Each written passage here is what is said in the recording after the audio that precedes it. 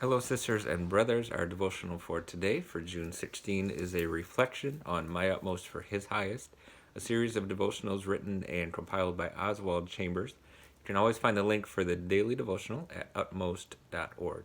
And today's devotional talks about where Jesus looked at laying down your life.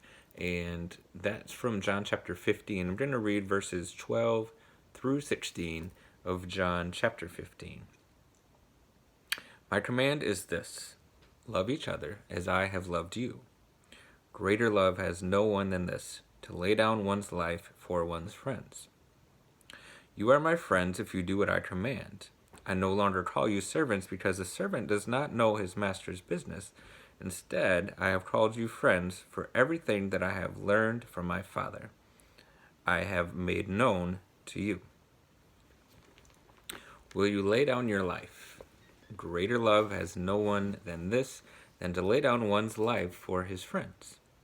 I have called you friends. John 15, verses 13 and 15. Jesus did not ask me to die for him, but to lay down my life for him. Peter said to the Lord, I will lay down my life for your sake, and he meant it. John 13, verse 37. He had a magnificent sense of the heroic.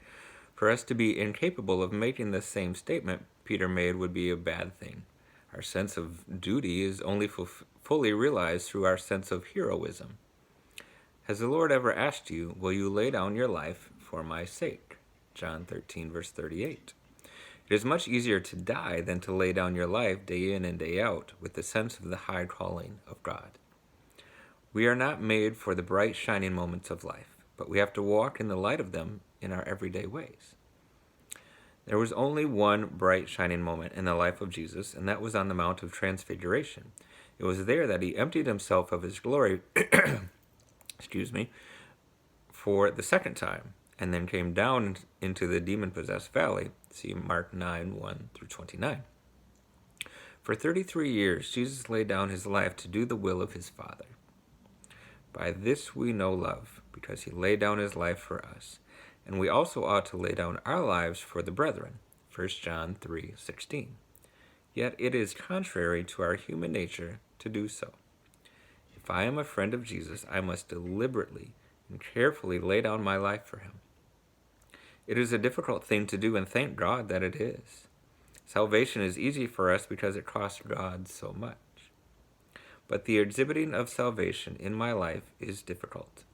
God saves a person, fills him with the Holy Spirit, and then says, in effect, now you work it out in your life and be faithful to me, even though the nature of everything around you is to cause you to be unfaithful.